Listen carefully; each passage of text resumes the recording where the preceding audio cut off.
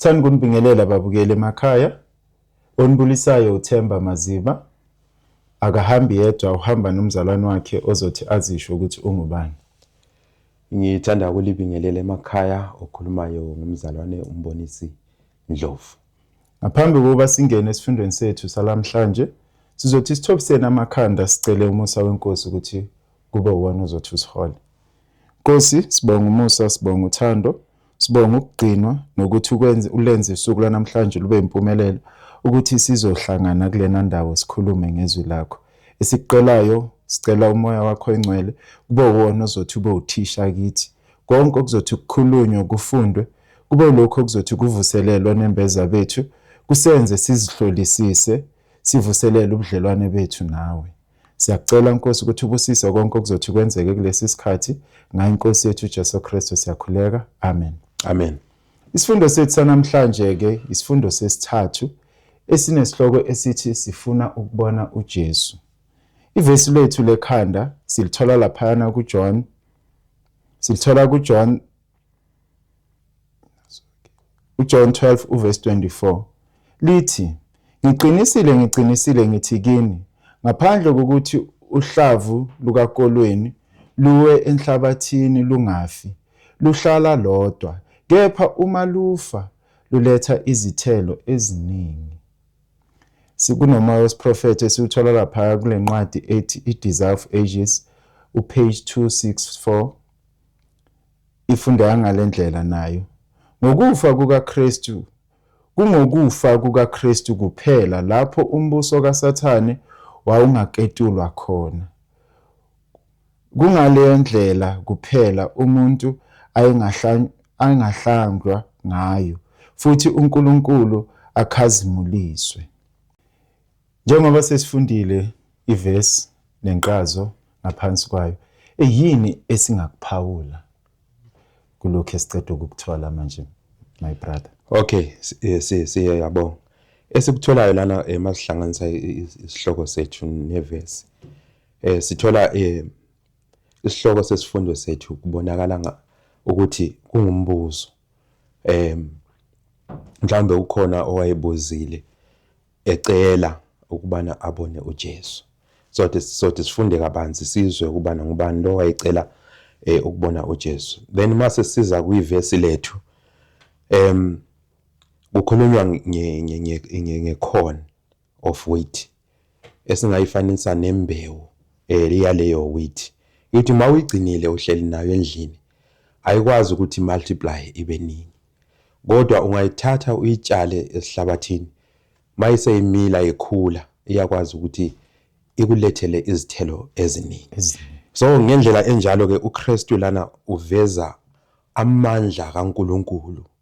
Ukubana uNkulunkulu unamandla wokumultiplya.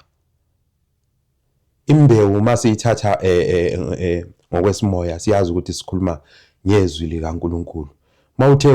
Sewuthe walitshala liyakwazi linamandla ukubana lithole abantu abaningi, kube ngabantu abaningi abamultiplied.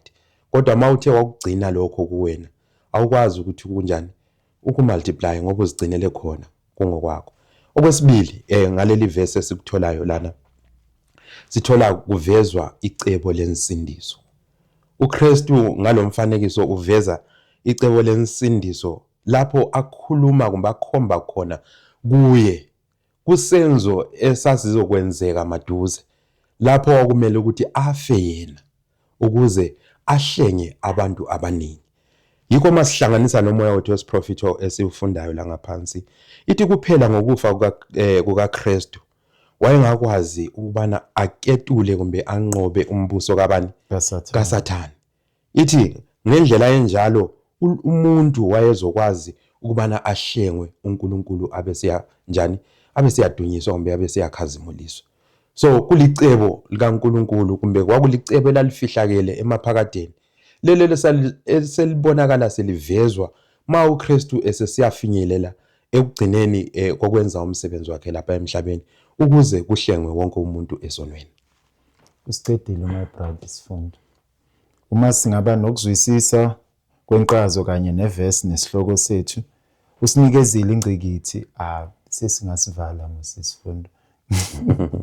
Kepha sisasalele ukwazi ukuthi ubani lo wathi ngifuna ukubona uKristu uJesu. Sizongena kumbuzo wethu wokuqala wangesonto othi ukusuka empumalanga kuya entshonalanga. Asithi ukuyidiscussa kancane nje because sinemibuzo emibili lapha ukuthi kusuka ekuzalweni kukaKristu bakhona abeza bafuna ukumbona loyo Jesu loyo. Emaphethelweni womsebenzi wakhe asihlanganise lenkulumo. Angithi uKristu nakho uyazalwa. Bakhona laba bebazi, abanye bebangazi. Nokuthi kukhona umuntu othilo ozalwayo yini indima yakhe azothi ayidlale emhlabeni. Kwazana semaphethelweni. And then sibheke futhi nokuthi bamele ini labo bantu labo noma kusho ukuthini labo bantu. Bekuhabo bani labo bantu. Ekuzalweni kaKristu bebakhona labo bantu bebavela kuphi. Ngokuya ngokuMateyu 2 verse 1 and 2 no 10 no 11 uyasichazela lapha yana. Yini esingathi sikuphawule la kumbuzo kaSunday. Ngiyayithanda my brother ukubana sikhuluma isihloko sethu esincane sithi from the east and the west. Lesi sihloko mawuthi uyasibhekisisa asikhulumi kuphela ngempumalanga nangentshonalanga. Okay. Kodwa sikhuluma ngomhlaba wonke from corner to corner. Yes. So kugoqela umhlaba wonke mase siletha lesi sihloko. So lana umqondo yethu uyathatha ubuyisele le ekuqaleni lapho uJesu ezalwa khona. Uthi maye uKristu ezozalwa kwimenja kumbe eBethlehem laseJudea kukhona abantu abezayo abakade babefunda belandelela imbhalo neziprofethi ezazikhulunyiwe ngaphambilini. So labo bantu sibabona beza bezofuna uKristu lapho azelwe khona izazi zasempumalanga. Okay. So ziyafika lezi, they are coming from the east because they were the men of the east. So ziyafika zizofuna uKristu lapha kuHerod. Ziyabuza ukuthi uphi lo ozeleyo eyinkosi yakwaJuda na. So ngaleyo ndlela siyabona ukuthi indaba zikaKristu zazihambe zafinyelela even to the east. And then ngoba uthe siyixoxe lento masiya lapha ku B sifunda ngamadoda abuyayo. John 12 verse 20 uthi and there were certain Greeks among them that came up to worship at the feast. So uKristu Mark sokusiyafinyelela ekugcineni komsebenzi wakhe. Sibona sekuza futhi abanye abantu. Now these people, they were Greeks. Baza from the west. Okay. Angithi sikhuluma nge-east nange-west. So they are coming from the west. Nabo beza futhi yibo laba abafika babuze kumbe bacele bethi sifuna ukubona uJesu. So into esiyifundayo simase sihlanganisa sonke lesi isifundo. uKristu lapha uthi kuMateyu 8 verse 11 uthi and I say unto you that many shall come from the east and west and shall sit down with Abraham and Isaac and Jacob in the kingdom of heaven. So uKristu ekuqaleni kufika abantu bezomfuna bethi bazofuna inkosi ngummesayo ngoKristu. Manje siya ekugcineni komsebenzi wakhe kufika abantu bazomfuna futhi nakhona. So lana imqondo yethu siyathathwa manje sisiswa ekugcineni lapho konke sekuphelelisiwe lapha emhlabeni ukubana wonke umuntu ozabe emfunile uKristu ukumazi ngempilo yakho nangokholo lwakho lowo muntu uthenjisiwe ukubana uzohlala kulowo mbuso lobani no Abraham no Isaac no Jacob. So lapho siyabe sesisindiwe siwe sonke. So umlando esinawo my brother yikubana kumele sihambise ivangeli umhlaba wonke. Njengobana uKristu wathi efikile la emhlabeni izindaba ezinhle ngaye zathi zasakazwa emagumbini wonke amane omhlaba.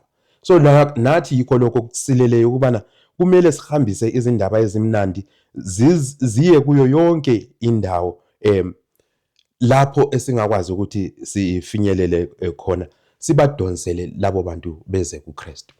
Enye into engiyithandile indlela oyibeka ngayo uthi u-East no-West usho ukuthi umhlaba wonke. So akukhathalekile ukuthi what tribe, what nationality, as long as usemhlabeni. Yes.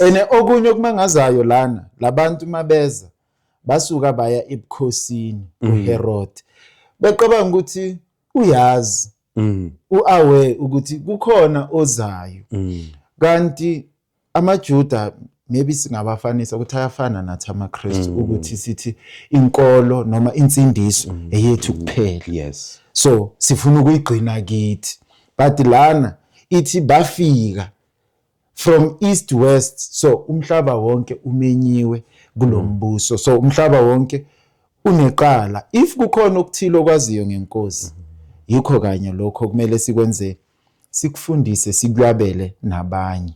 Amen. Mose singangena embuzweni wethu wesibili. Singaya phambili. Ithi isifiso somhlaba. Iyaqhubeka le ndaba. Phezulu izazi zasempumalanga uma iqala impilo kaKristu.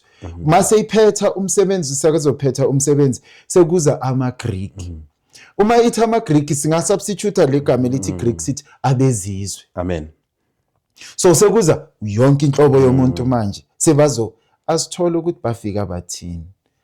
Basibonisa kanjani isifiso sabo amaGreek, batshela ubani, and then uKristu wasamkela kanjani leso sifiso kulabantu bezizwe.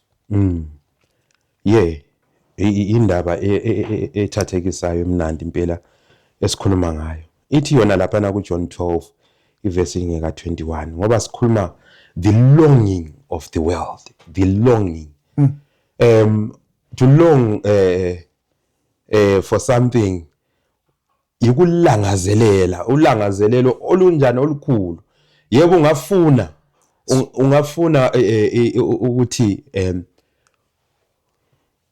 ubone into kumbe ubone umunye umuntu, but masulangazelela ukubona lowo muntu into yakho sekungaphezulu sokudlulele ngaphezulu, kujulile futhi. Yes. So ama-Greek lawa ngoba sewuchazile mfowethu ukubana amele izizwe zonke zomhlaba, especially abezizwe. Ma befika lapho bathi kuJohn 12 verse ngeka 21 engilifunda lithi the same came to therefore to Philip, which was of Bethsaida of Galilee, and desired him, saying, say, we will see Jesus. So bafika kuPhilip. uPhilip wenza njani? Bacela kuPhilip ukuthi singambona yini ubani? uJesu. So yikho lapho esikuzwayo ukuthi bafika leso sicelo bethi bacela ukubona uKristu. And then uma sebaqele ukubona uKristu batshela uPhilip, yini lento uPhilip wayenzani uPhilip?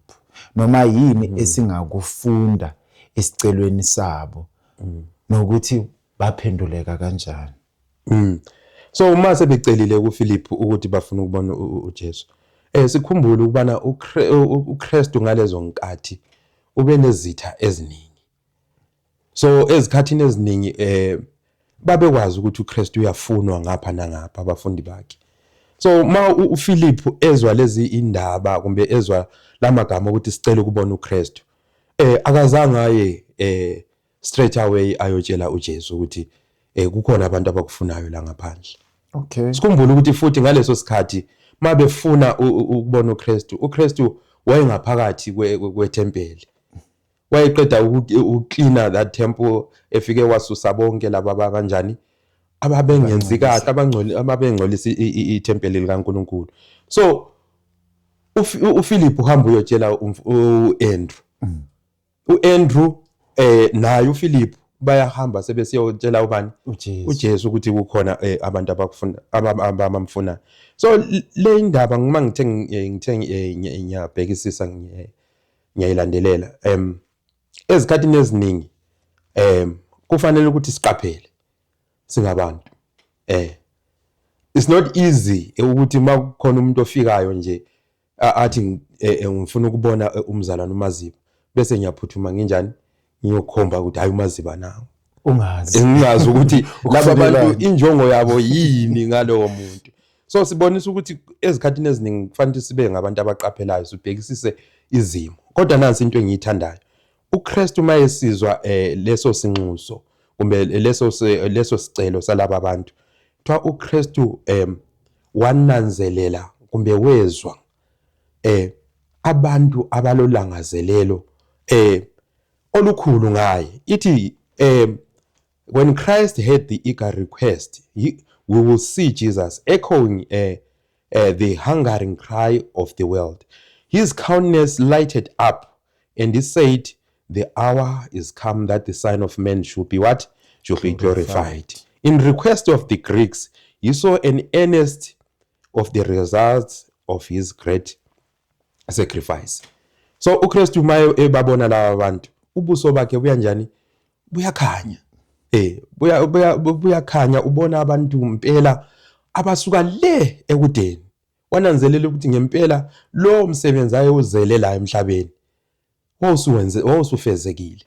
Ngoba sokuqhamuka abantu coming from the west bezomfuna befuna unjani ukumbona. So even today in the world of today akumelanga ukuthi siyekethise ukuhambisa izwi likaNkulunkulu.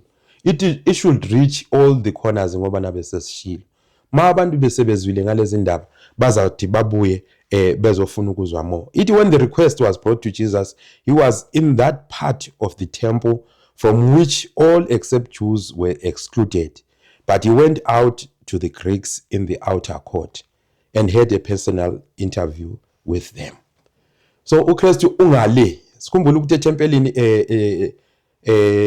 lele lalikhona ngaleso sikhathi kwakukhona ubonda oluncane olwaluhlukanisa ukuthi ngale kungena amaJuda kuphela, ngapha kungafika noma ngubani noma laba bezizwe. So uKristu ungale lapho kungene khona amaJuda, kodwa uyaphuma uyasuka ngale in that inner court uza ngapha on the outer court. So leso senzo uKristu asenzayo sisikhomba ukubana wayezimisele ukufinyelela zonke izinhlanga lapha emhlabeni. uKristu wayengezanga kuphela ukuzosindisa amaJuda, but wayefuna ukufinyelela zonke izinhlanga ezikhona emhlabeni, izizwe zonke ukubana zisindiswe ngezwi nangegama lakhe. Amen. And then ithi uchazile la ukuthi wababheka wabazwela. So ithi ekubazelweni kwakhe uKristu ene ithi bekangabazi bona bebamazi kepha yena bekanjani bekangabazi. Yini thina esingakuthatha noma esingakufunda kulesenzo sika Kristu sokuzwelana nabantu angabazi? Isifundo engisitholayo ngiyawuthanda lo mbuzo ukuthi when we see ama strangers masihlangabezana labo noma ikuphi kufanele ukubana sizwelane labo at all times. Singathi thina singabe unkolo ethile bese siyazihlukanisa nalabo abanye singabaziyo. So inkolo yethu isibizela ukubana sihlangane nabo, sihlanganyele naye wonke umuntu obizelwe ngakuKristu. So lokhu kuyasihlanganisa ngoba uKristu noma wayengabazi wabazwela, wabathanda, wababonisa uthando, wabalalela nezicelo zabo, and then waseyaba attend. And then kuLuke uthi hambani nimeni ezindleleni nishumayele izwi lami. Amen. And then but engilithandayo iverse nanoma ngingazi ukuthi ngingalichaza kanjani ukuthi hayi ngilithanda umshumayeli 11:1 no 2 uthi thatha isinkwa sakho usilahlele kuphi emanzini uzothi usithole after isikhathi. So kusho kona ukuthi ivangeli lihambisana nokuzidela. Akumelanga ngenze kuphela la ngibhekelele khona inzuzo, kepha kumele ngizidele ngenxa yale miphefumulo engayazi, especially ngalokho ukuthi uKristu lapha kulokho ushilo ukuthi masihambeni kubo sishumayele leli lizwi kuze kugqwale indlu kaBaba wethu owasezulwini. Ingabe kukhona ofuna ukukuphawula my brother? Yes, ngiyayithanda le ekamchumayelo oqeda kuyibeka. Ithi phonsa isinkwa sakho emanzini uzokuthi usifumane after ngemva kwezinsuku eziningi. So masiphuma singabantu siyoshumayela ivangeli ngoba usisho.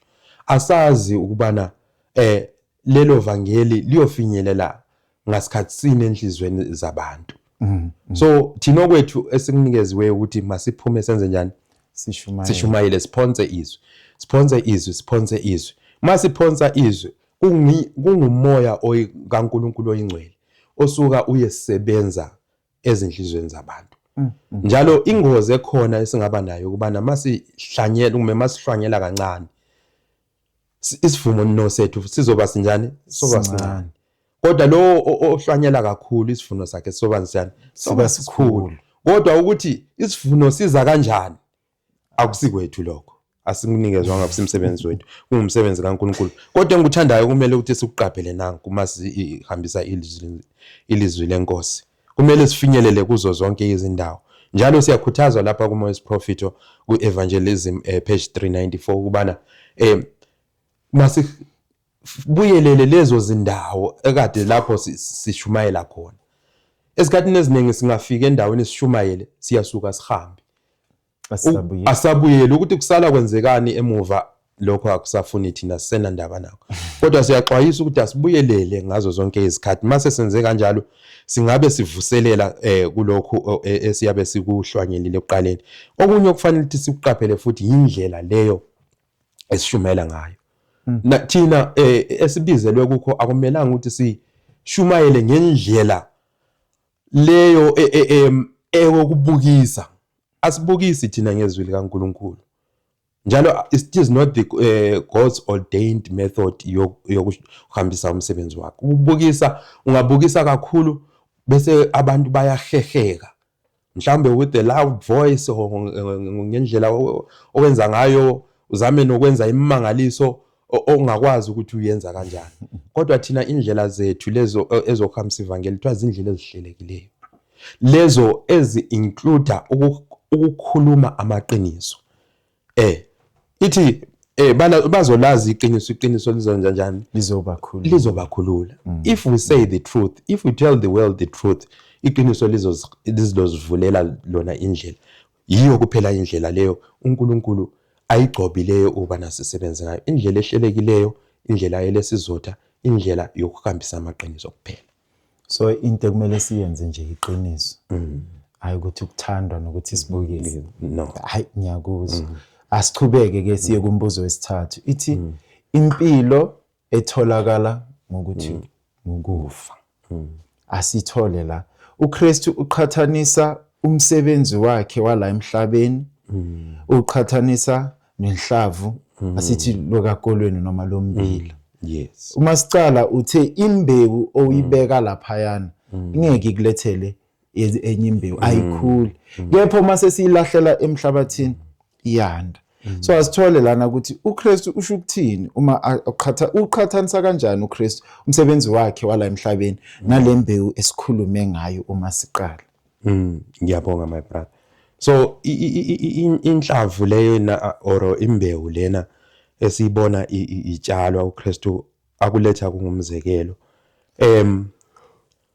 Multiplier njengoba nasesifundile. Multiplier isivuno sakho. It is the seed buried in the ground produces fruit, and in turn this is planted. Thus the harvest is multiplied. So the death of Christ on the cross of Calvary will bear fruit unto eternal life. The contemplation of this sacrifice will be the glory of those who, as the fruit of it, will live through eternal ages. So uKristu lapha uzifananisa kumbe uziqhathanisa nalembewu okufanele ukuthi itshalwe esihlabathini. Masitshaliwe ngaleyo indlela izokwazi ukuthi ithele izithelo eziningi. uKristu uma wayethandile wayengazihlaleli. wayengazihlalela engafi kuphi esiphambanweni, but wakubona kufanele konke lokhu ngenxa yoluntu okumele ukuthi anjani azolusindisa. So ma uKristu wayengazihlalela egcine esethe akasazihlanganisi naleli cebo lensindiso, abantu ababezobe belahliwe yimi nawe nomhlaba wonke jikelele, so sasizobe silahliwe. Kodwa ngaleyo indlela kuthiwa kumele ukuthi sibheke isenzo sikaKristu sokufa esiphambanweni. Lesi ukuzinikela kwakhe esiphambanweni sizibone thina sizithelo zalokhu kuzidela kukaKristu. Xa sithe sazinanzelela ukuthi thina namhlanje ngokuzidela kukaKristu sitholakele, sizahamba sesibabaza amandla kaNkulunkulu ngazo zonke izikhathi. Ithi the grain of the wheat preserves its own life, can produce no fruit. It abides alone. Christ could, if he chose, save himself from death. But should he do this, he must abide alone. He could bring no sons and daughters to God. Only by yielding up his life, only he impart life to humanity. Only by falling into the ground to die, and he become the seed of that vast harvest, the great multitude that out of every nation and kindred and tongue and people are redeemed to God. So ngesenzo sikaKristu azifanekisa yena njengale mbewu kumbe njengale nhlamvana ewele esihlabathini. Umhlaba wonke namhlanje suthe wazuzakala watholelwa kubana uKristu uye kuKristu. uKristu uthe eseqedile umsebenzi wakhe uyasho, gives a report to ubaba. Njalo uyamtshela ukuthi sefumene amadodana lamadodakazi kuphi lapha emhlabeni. So he has got something to present before ubaba, because umsebenzi senjani sewenzile sewufezile. So nathi ngendlela efana nayo singabantu abaphila kulesi sikhathi samanje, we have got a lot of work to do. Esokuthi mase sithe sasebenza emhlabeni lo, kuthiwa uNkulunkulu uzosigqokisa imiqhele. Imiqhele yakhona izobe inezinkanyezi, ezobe ikhanya ikhazimula. Nola lo nomphefumulo awusindisileyo, kuthiwa leyo imiqhele, the stars that will be in those crowns, kuyobe kuyimphefumulo yobuyitholele kubani kuKristu. And we will have something to present before God ukubana ngempela lokho ade usinikeze khona sikwenzile, now ama results akhona. Uphinda wenza omunye umzekelo uKristu. Ithi wenza umzekelo wesibili. Ithi yimuphi lo umzekelo wesibili uKristu awenzile awufanisana nayo leyo mbewu? Hey, iyathathekisa le ndaba lena esikhuluma ngayo, indaba yembewu yale nhlamvana. Ithi yona laphana ku John 12 verse 25. Ithi he that loveth his life shall lose it, and he that hateth his life in this world shall keep it unto eternal life. Bible. If any man serve me, let him follow me, and where I am, there shall also my servant be. If any man serve me, he will my Father honor. So manje siza kithi, angithi manje sikhuluma besibhekise kuKristu. kuKristu, yeah. uKristu uyayishintsha sesenza seletha enye inkulumo ngenye indlela adinga ukubana sikuzwisise ngakhona lokho akubekayo. Uthi lo othanda impilo yakhe mayelapha emhlabeni, ekugcineni iza kuthi imlahlekele leyo mpilo. Okay. Yeah, ukuthanda impilo lapha emhlabeni kuyikuthi mawuzwa izwi likaNkulunkulu likukhuza, wena uqhubeke ulokhe usezenzweni zakho lezo ezokuthanda izinto zalomhlaba. Mhlambe ngabe ukuthanda umhlaba, mhlambe ngabe ukuthanda whatever that you can like, okuzohamba phambi kothando lukaNkulunkulu. Lapho usuke uthanda impilo yakho, angithi? Yeah. And then ibisibuya lapha mayiqhubeka iverse ithi lo ozonda ukuphila kwakhe asingeke sikuzonde ngoba ukuphila kwethu literal njwana siphila Ingicakile nami le. yes kodwa ozonda ukuphila kwakhe ngulo odela impilo yakhe ngenxa kaKristu. Okay. So uma usuthe wadela impilo yakho ngenxa kaKristu kuthiwa uma usuyenze kanjalo usufana nalembewu ethe yafa. Impilo yakho ngoba sizoqala kabusha. Lo muntu omdala akade ephila ngakuwe phakathina kwakho usefile. So kumele ukuthi kuvele ini umuntu omutsha lo ozoveza izithelo ezinjani ezintsha usuphila impilo entsha ebheke kuKristu. So ngaleyo ndlela mase sithe usadela izimpilo zethu sesithe saba ngabantu abamlandelayo uNkulunkulu njalo ekugcineni silesithembiso esikhulu ukubana ubaba uza kuthi asihloniphe kumbe uza ukuthi asibekele indawo ekhaya lasezulwini. So yiyo le indlela engithandayo ukuthi kumele siyibuke ngaleyo ndlela ukuthi izimpilo zethu kuthiwa we should place them the life must be cast into the furrow of the world's need. Self-love, self-interest must perish. Umina ukuzithanda nakho konke kumele kunjani Kuphela. kumele kuphele. Ithi angeke sikhonze amakhosi amabili ngendlela efanayo. It's either we love the one and hate the other. So asingeke sithande umhlaba sibuye sithande lobani uKristu. Ithi lo othanda umhlaba uthando lukaBaba alukho kuye. Self love mawuzithanda wena uzibeka ngaphambili phambi kaNkulunkulu angithi masuthe wenza kanjalo usulomina ophila ngani kuphi phakathina kwakho. So impilo enjalo kufanele ukuthi igqitshelwe phansi siyilahle singakwazi ukuthi siqhubeke. Ithi the life spent on self is like the grain that is eaten. Impilo wena ozigcinela yona ozithanda la yona ifana lempilo nembewu enjani Edliweyo. Udlile leyo mpilo. So i-waste kahle kahle. It's a waste. There's nothing that you will get from that. Would you ever expect ukuthi ku multiply anything out of that masuthe kwakudla? Sekuphelile. Kuphelile ngawo. So impilo yakho iyabe sifike ngapi ekugcineni. But it disappears but there is no increase. A man may gather all he can for self. He may live and think and plan for self. But his life passes away and he has nothing. The law of self-loving is the law of self-destruction.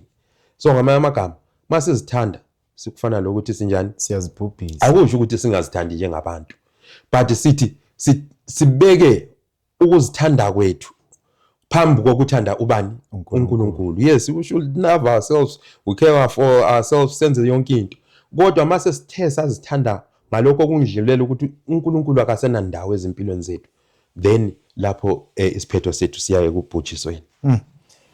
uMathewu uthi nina ukukhanya kwezwe. Asithathe asenze umzekelo ngekhandlela la ithi self love, the law of self love is the law of self destruction. Ikhandlela ukuthi lisinikeze ukukhanya lifani neglobe. Iglobe ngiswitcha on ngiyakhanya. But ikhandlela ukuthi likunikeze ukukhanya kuphela lona.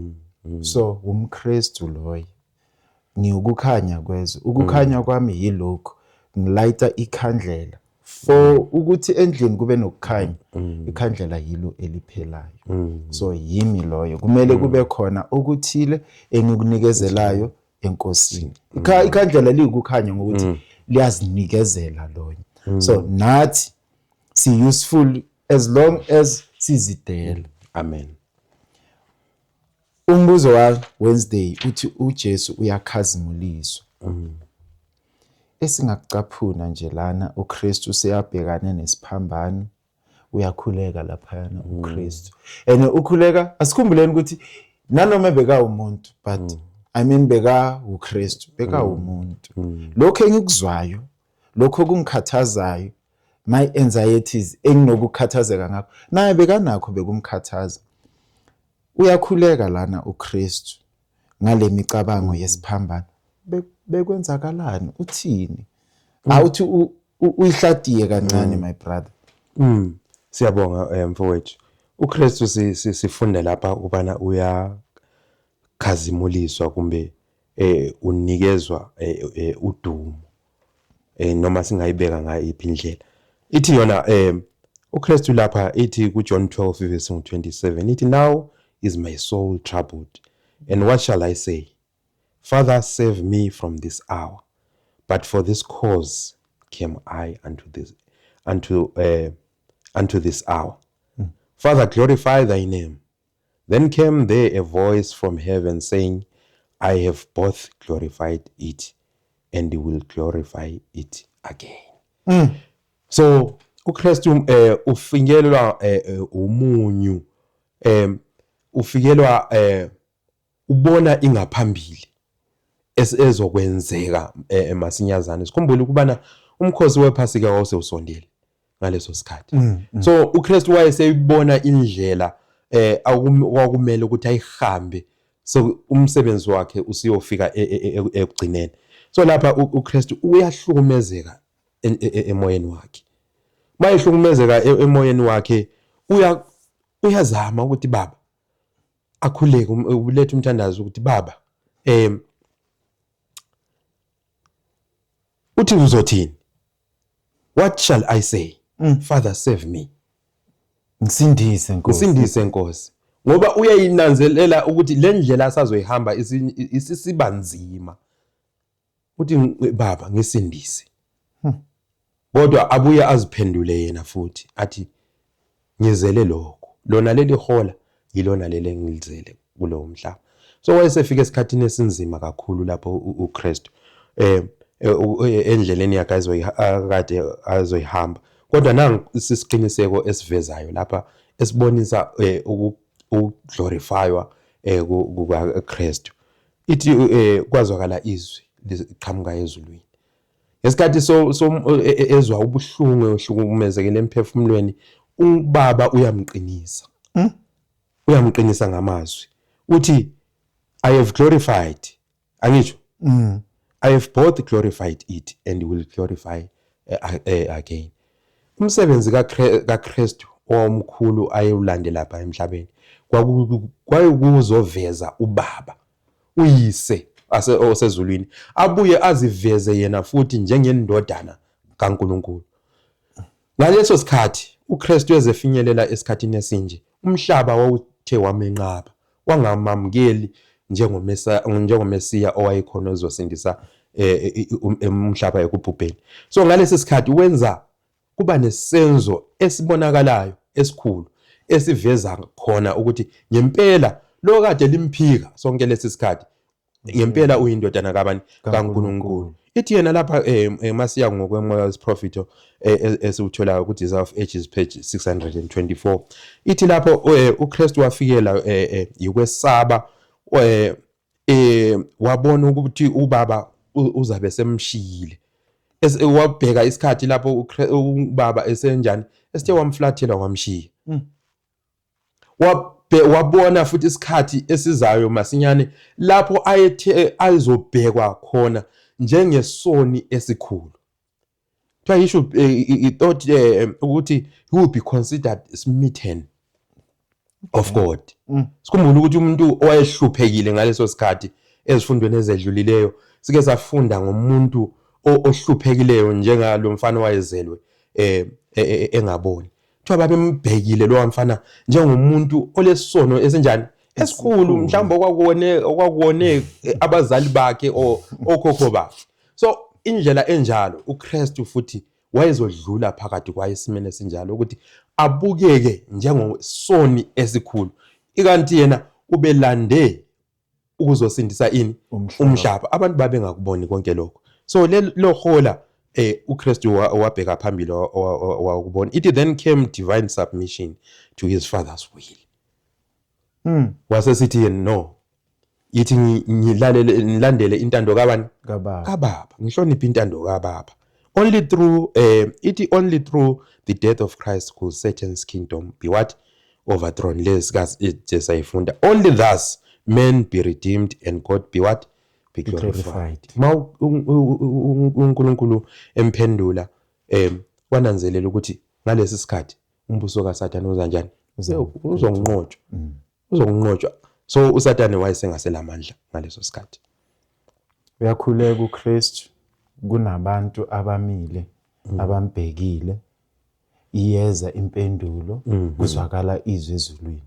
Laba abamile babheke uKristu bezwani bona noma kuso sonke lesehlakalo kuyo yonke lento eyenzakalayo bona bathini ba responda ngokuthini bona lapha ku John 12 verse 29 sebazwi bezwani bona because sositshelile ukuthi izwi lazwakala athi sengikukhazimlisile kokubili sengikwenzile bona bathini uma bebona sonke isahlakalo senzeka. Hey sikhumbule ukuthi ngoba usuyibekile mzalwane ukuthi kwakukhona amaGreek lana ayezile lawa ayicele uKristu emkhipha lapha ethempelini.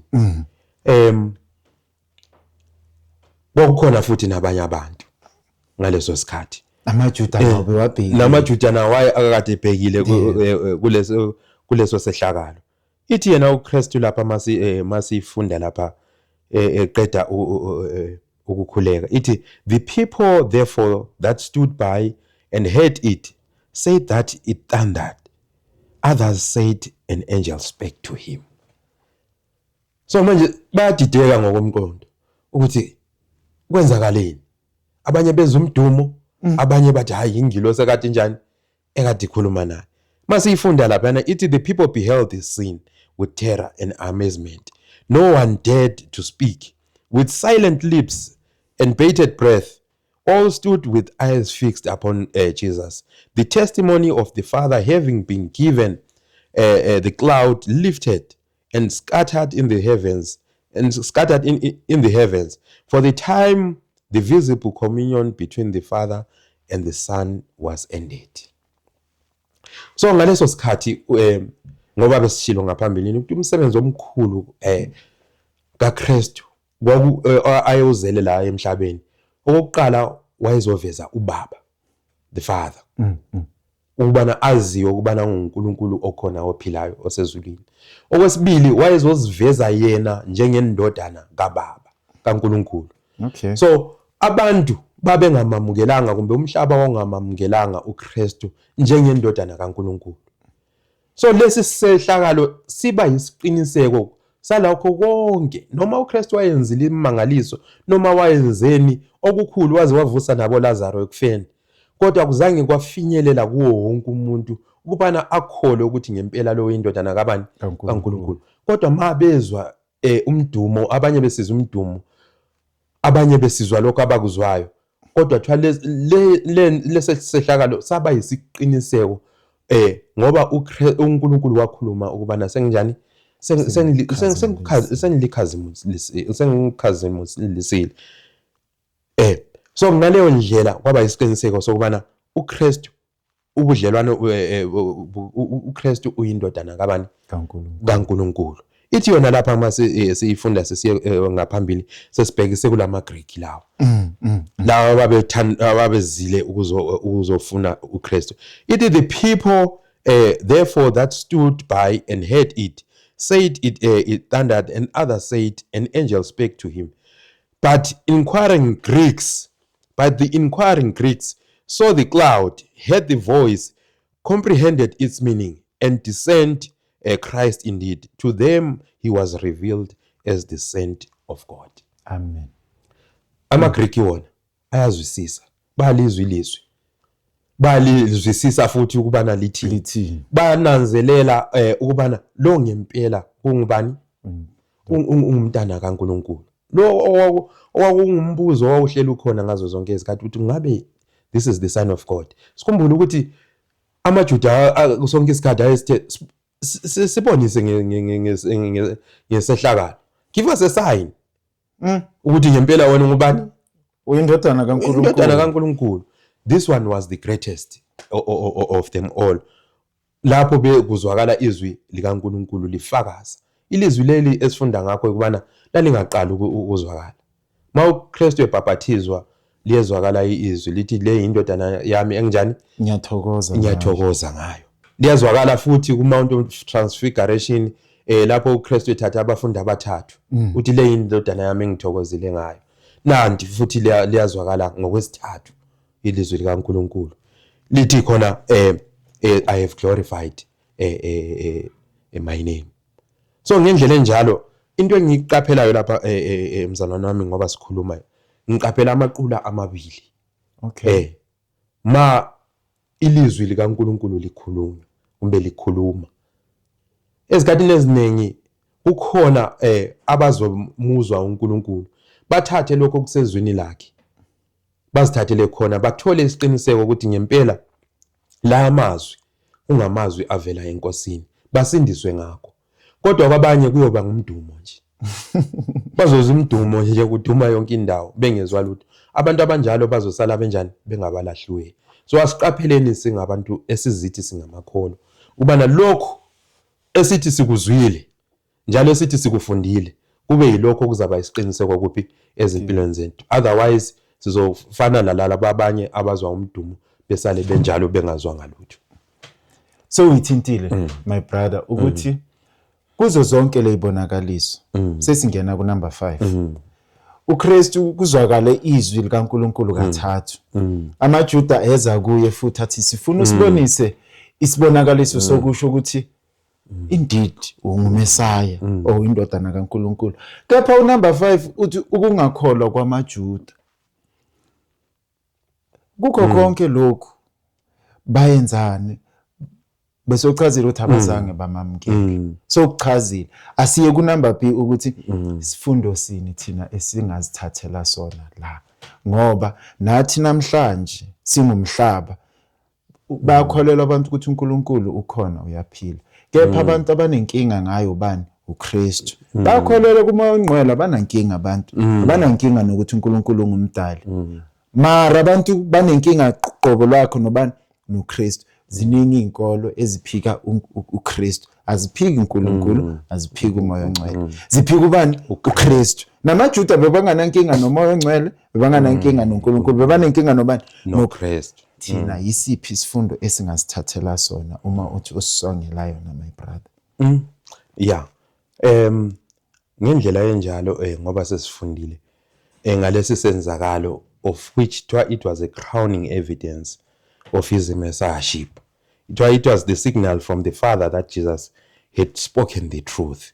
Masifunda lapha na ku Desire of Ages page 625. Kodwa ngoba bese uyibekile ukuthi balokho besithi sure se what A sign.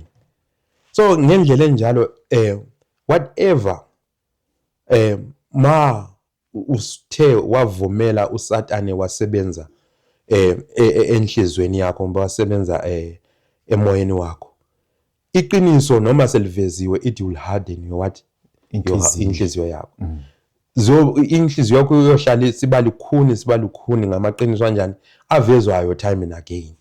So yiso lesi senzo esisithola sisenziwa ngamaJuda instead of seeing all those things and become the believing ones bona abazange bazithathele isifundo esihle banjani bakholwe kuKristu. So lathi akumelanga ukuthi sinjani sibe ngabantu abaqinisa izinhliziyo zethu ngazo zonke izikhathi. Mangifunda umoya wesiprophet laphana esiwuthola ngaphansi ithi they love the praise of men rather than the approval of God. To save themselves from the reproach and shame they denied Christ and rejected the offer of eternal life. And how many through all the centuries since have been doing the same thing. So ngaleyo ndlela bathanda ukuthi bahlonitshwe ngumhlaba, bathanda ukuthi baphakanyiswe as the rulers njengabafundisi ababekhona ngaleso sikhathi. Kodwa at that time at the same time they were shattering themselves from the kingdom of God. So they will be lost. So nathi kwisifundo siza kithi ukuthi mawungabikho into yomhlaba esivimbayo ekwamukeleni uKristu. Masingazithandi thina kakhulu kunokuthi sifake uNkulunkulu phambili abe nguyo ophilayo obusayo ezimpilweni zethu. Inhliziyo zethu ziguqule ngokubana sithandile uNkulunkulu kuqala. No, temporal things, let us avoid those things because yebo babe ngabaFarisi babe ngababusi at that time Kodwa umbuso unjani? Uyaphela uyedlula. Kodwa umbuso kaKristu unjani? Umi kuze kume naphakade. Njalo uKristu mase ngisiya ekugcineni my brother uthi mele simfune esenakho ukufunyana. Kuyofika isikhathi lapho esizothi simfuna khona esengasatholakali. So asizithatheleni ithuba singadlalisani mathuba. Ukubana we seek the Lord like these Greeks that they did. They came from the west. Izazi zasempumalanga, they came from the east. Many nations came to see, amaqulu amaningi came to see Jesus. Yes. Thina namhlanje lathi we should be seeking the Lord. Ngempela sithi sifuna ukubona ubani uKristu. And also let us not forget umsebenzi esiwunikeziweyo. Mase sithe sasebenza njengesibonelo esasinikezwa nguKristu. Indaba ezinhle ngaye zizathi zisakazeke umhlaba wonke. Abantu abaningi bazobuya befuna ukuzozwisisa ngalo Kristu. Lathi sibe siba lakho ukubana sinxa singabantu abasindisiweyo imqhele yethu ibe ngekhazimlayo ngaleyo imisebenzi emihle la ngaleyo mphefumulo esithe sayitholela uKristu. Amen. Sesiyisongile inkulumo yethu my brother. Engizithathele kona engikuthandile ukuthi singathandi ukuthi sinconywe yilizwe. Amen. Kepha masifune ukuthi silungise indaba yethu noNkulunkulu. Sikhumbule umsebenzi esinikezwe wona. Siyabonga ababukeli emakhaya ithuba lesiphe lona lokuba nihlanganyele nathi. Siyanimema futhi isifundo sethu esilandelayo ukuzobe ku lesson number 4. Ngaphambi kokuba sihambe sizothi sithobisene amakhanda sicele umzalwane uNdlovu athi ukusikhulekela. Asikhulekeni. Baba wethu sezulwini, Nkosi, sithanda ukubonga. Sikubongela Nkosi ukusivezela amaqiniso aqukethwe izwi lakho. Esikucelayo Nkosi ukubana ngani ungathambisa izinhliziyo zethu. Ukwenzela ukubana izwi lakho maliwela ezinhliziyweni zethu kutholakale ukubana liwele esihlabathini esifundileyo lapho lizokwazi ukubana lesiguqule. Sibonge isifundo Nkosi osilethele sona esisivezela ngale imbewu eyayinguKristu Nkosi wayezathi afe abuye Nkosi nxa wayezothi avuye asindise izizwe eziningi. Sicela ngani Nkosi lathi ungasifundisa ukudela izimpilo zethu sesekulo umhlaba ukwenzela ukuthi mase siphila kabusha sikwazi ukuzuza abaningi sibazuzele ngakuwe babe ngabasindiswayo. Siphathise sonke kunye nababukeli Nkosi ekugcineni kwakho konke Nkosi ube usuyasithatha usisekhaya lakho lasezulwini. Lokho ngumkhuleko wethu sikholiwe Nkosi egameni lendodana yakho uJesu Kristu owafayo walenga emthini engelacala siyakhuleka. Amen. Amen.